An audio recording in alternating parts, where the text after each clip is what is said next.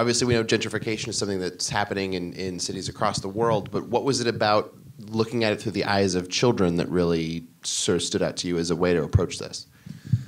Well, I have to be honest, at first we had a broader, kind of original vision of, everybody in the neighborhood, including experts, urbanologists, sociologists, politicians.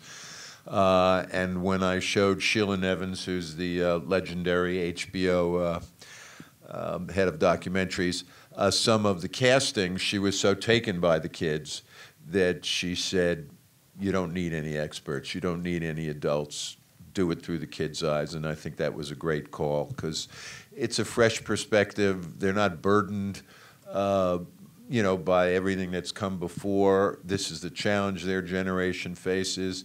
And I think the most surprising thing was that even though the worlds are so different, from where they come, there was common ground in a place that I don't think we anticipated. I mean, obviously the popular culture, music, movies, sports, is all shared, but the anxiety about where they fit in to what's coming next, to the future, which they see changing so rapidly right in front of their eyes.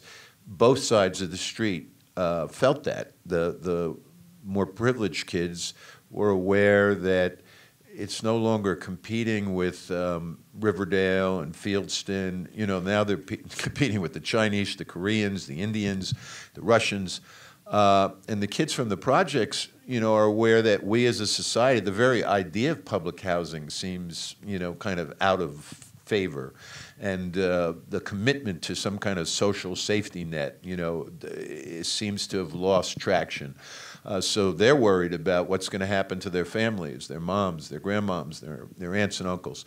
That was a surprise. And I think that at the same time, the spirit of young people, the energy of young people, the curiosity to know each other is something that makes the film, even though it's got a lot of these subjects that you just mentioned, it makes it something that draws you in.